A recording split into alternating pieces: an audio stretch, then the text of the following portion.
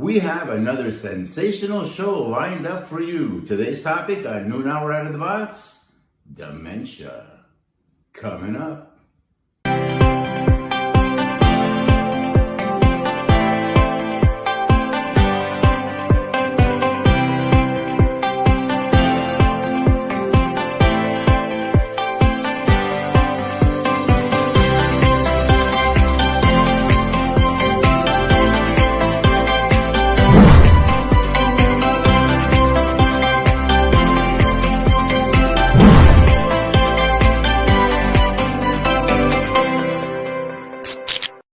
Hey, welcome back to Noon Hour Out of the Box. This is episode 9, and I'm Esther B. I'd like to give a big shout out to all us people watching out there. A huge thank you to Jenny Jahame, the producer, who makes all this happen, and to my incredible co-host, Mr. Robert D'Alessio, who is also my mentor and great friend. Let's bring him on. Good afternoon, Esther, and good afternoon, everybody. Good afternoon, Jenny, as well. Yes, absolutely. And noon is the key word here. So how are you? I am absolutely sensational. I'm doing well. Look, we're free again. There's a lot of nice things going on. Thank God for that. Absolutely. And you know that, and that's going to be next week's subject, I believe. Yeah, that's a great idea. But you know, Robert, I wanted to speak today about dementia. And part of the reason is, and I don't know about you, but sometimes I go into a room and I forget why I'm there. Or I'm introduced to someone and I know who they are and I know their name, and it's like on the tip of my tongue. And for the life of me, I cannot remember their name, who they are. So, and it worries me.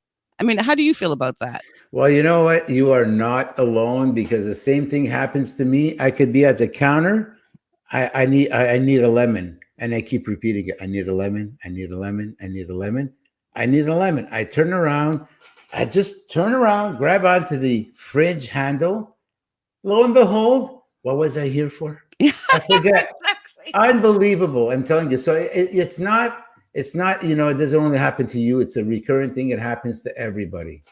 Yeah, no, you're right. So there's a typical forgetfulness that you get, especially as you age, and it's within the norm. And then there's the type of forgetfulness that is not considered within the norm. And I wanted to talk about it. I know that you were interested in this topic as well, because most people have a misconception of what dementia is. What does it mean? And oftentimes people get confused thinking that the Alzheimer's and dementia are two different issues. But in fact, dementia is an umbrella term, and Alzheimer's is one of the most common forms of dementia. And I have this little graph, this little photo that I picked up from Kate Swaffer, and I'm just going to show you guys. So here you are. Dementia is the umbrella term, and it really describes a collection of symptoms.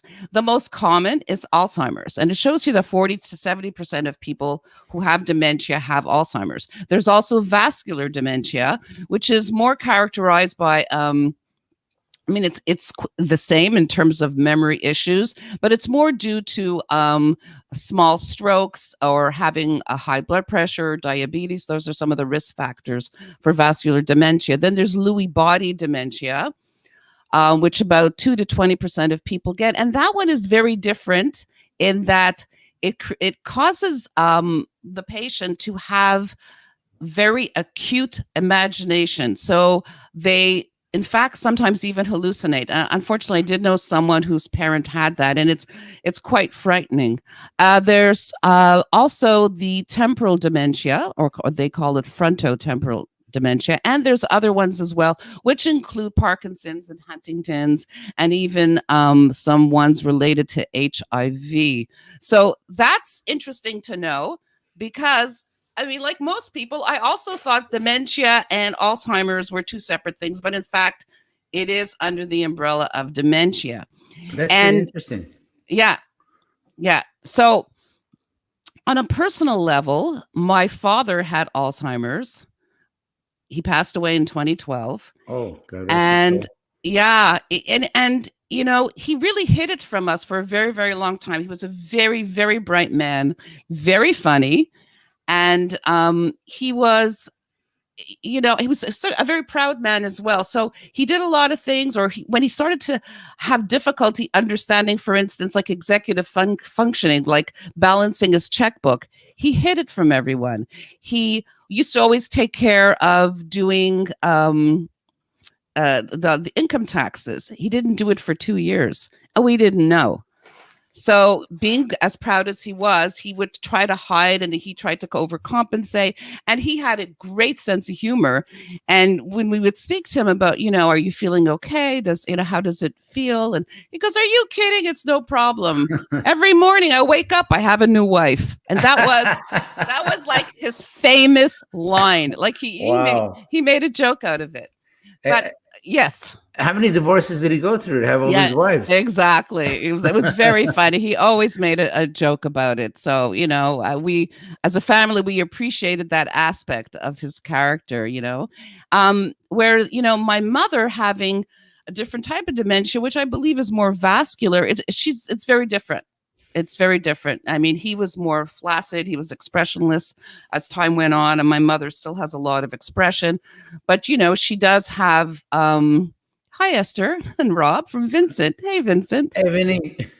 But she has more of confusion. And, I'm going to show a little diagram that I made that shows some of the early signs. And this is important. So, and this is something my mother started to do a lot. She started asking the same question over and over again without realizing. And it's not her fault, obviously. And of course, we would get annoyed not realizing what was going on. Also, in addition to confusion, there's also telling the same story to the same people over and over without realizing it. Loss of executive function, such as planning, which in fact happened to my dad. And even with my mother, she was a great cook. And planning out the meal became very confusing and very difficult. And that's also a very telling sign. Loss of short-term memory. And the loss of short-term memory while holding on to some long-term memories. And that's something else that's so, so fascinating about it, is that though they might not remember what they had this morning or what they did 2 minutes ago, ask them about, something they did in high school, and they can go into great, great detail. So it's really, really quite fascinating. And the other thing in all this, my father always responded to music, even in his latter stages of Alzheimer's. The one thing that he would respond to, that he would remember all the words, and he'd snap his fingers and move to, was music. And I think that you have a little video. As a you matter don't of mind fact, showing that? Yeah, it's so fascinating. Let's watch it. Yeah, this is a video of a gentleman. His name is Henry. He's in a nursing home. And it's exactly what Esther was saying. Stay tuned. No, that's not the video. That's the wrong video. That's a still video. As we say in showbiz and film business, take two.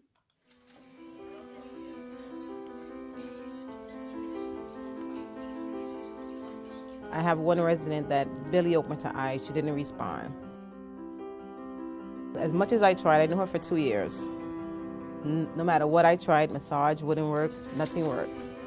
But when we got introduced to the iPods and the family told me the things that she liked, it was amazing once we put the iPod on her. She started shaking her feet. She started moving her head. Her son was just amazed. Okay, can we stop? Because now I'm getting all I'm seeing her all over again.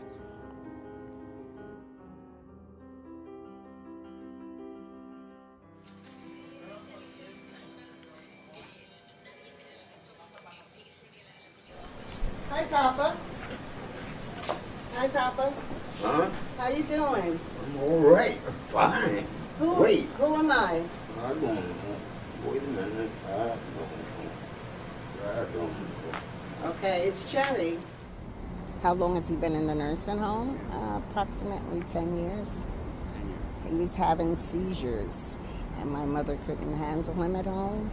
Of course, it affected me greatly because he was always, fun-loving, singing, every occasion he would come out with a song, no matter where he was, I remember as a child, he used to walk us down the street, me and my brother, and he would stop and do singing in the rain. He would have us jumping and swinging around poles. He was, he was good. He was always into music, always loved singing, dancing. His name is Henry Dreyer. Uh-huh. And I'm looking more or less for religious music for him. Okay. Because he enjoys music and he always quoting the Bible. So I'd rather have that for him. We first see Henry inert, maybe depressed, unresponsive, and almost unalive. Henry. Yeah. Henry. Yes, y'all. I found your music. You want your music now? What do you want me? Let's try your music, okay? And then you tell me if it's too loud or not. Then he is given an iPod containing, we know, his favorite music.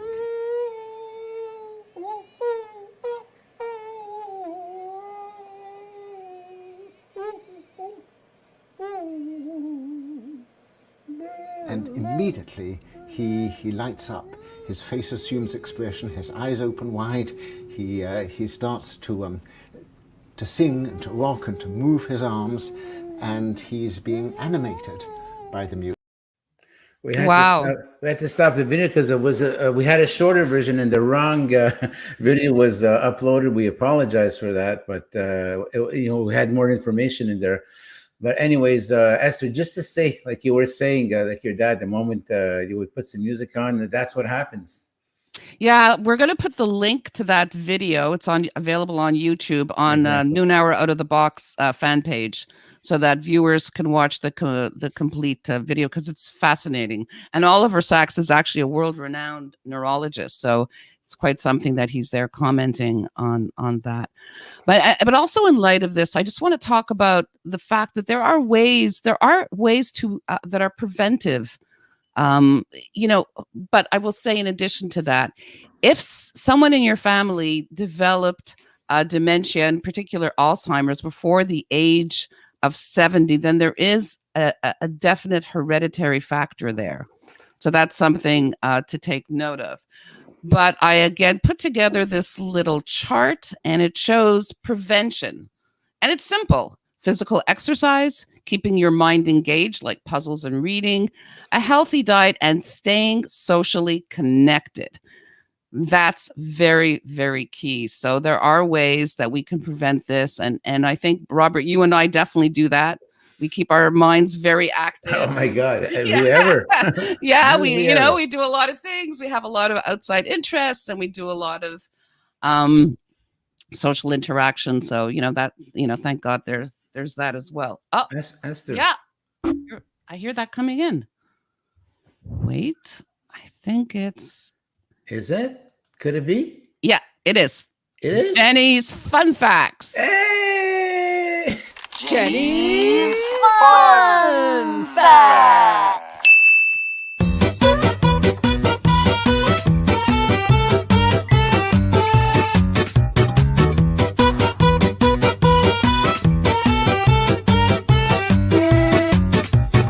Fun Facts.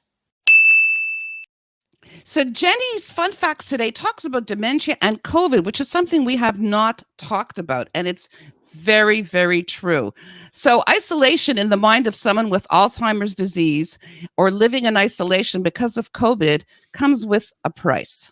So she talks about this one person who, Miss Joyce, who was very active. She was a volunteer, a socialite, and she had an operation perhaps a year before, a bowel surgery, in fact. And afterwards, she started to display symptoms of Alzheimer's, and eventually her family had to put her in a residence. In addition, Jenny talks about her visit with her grandmother. So I'm going to read an excerpt. This week, I had the chance to meet with my own maternal grandmother, Patricia, who is now the age of 102.5. Wow. An official survivor of both the Spanish flu and COVID-19, including a few wars in between. Having a pipe enter her shoulder in an explosion at an INCO plant and losing a toe to an infection. Last summer, I was limited to a 30-minute visit every 2 weeks. We live 8 hours apart, and I only had a weekend to visit. This week's visit granted me a full 30 minutes, which I had to spend 15 minutes waiting for a rapid COVID test, and I haven't been vaxxed or jabbed, as they say overseas. Then I was ordered to wear goggles and a mask. I get a visitor's card and must sign in and out. Only 4 visits per ward allowed per day. Now there are probably 25 to 60 people per ward. How many kids and grad kids? Well, that doesn't give us a lot of time to visit, which has to happen in their respective rooms or outside, granted the weather. Which brings me back to the lack of activities and socializing our elderly are inspired with on a daily basis. And again, this is talked about when we talk about Miss Joyce. So, which brings her back to the lack of activities and socializing our elderly has inspired within a daily basis. And today, my grandma and I got to video chat through my cell phone with our family, which helped her remember some great old memories, names, and places. Yesterday's visit, I found her painting a rock, and on the lounge room, Patriots giggles flew on my head, which made her laugh a few. Oh, there it is, which made her laugh a few times. That's great. And on a second God note, bless her. really, and on a second note, last year, Jenny talks about how she was sick for 2.5 months, and whether it was COVID or not, she noticed how her short-term memory was lacking. Now, she, in the past, was the walking agenda. Dates she could recite at the tip of her fingers, and events and names engraved forever in the palm of her hand. And after being sick, she shook her head until her long-term memory kicked in. Her family and friends thought that she was just like making this up or just being dramatic. But it's not until she visited her doctor that he mentioned the issue to her and revealed to her that this COVID pandemic was causing the medical community to be concerned about cognitive uprising with short-term memory loss. So that was a bit of a confirmation for her.